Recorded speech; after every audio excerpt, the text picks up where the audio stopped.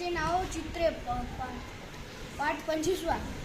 माझ्या घरातील फरशी पुसून झाल्यावर आई दमून गेली. तिने बिमलला मोठ्याने रस्त्यावर जाऊन नको म्हणून बोलावले व ती तिथेच आडवी झाली. बब्बी शेजारी गेली व बिमलला एकटे वाटून लागले.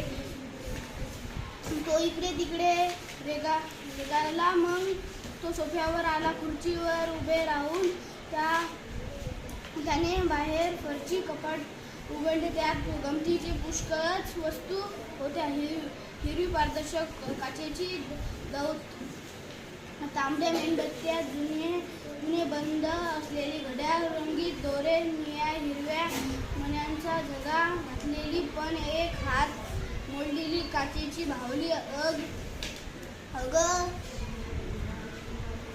दाबताना पत्र्याच्या बटणामधून कुळकुळ करणारे रबरी बदक.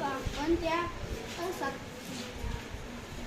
सारख्यात बिमलला फार आवडला तो रंगीत खडूचा डबा. त्याने दोन मोठे खडू घेतले व तो हलकेच मांजर घरात आला.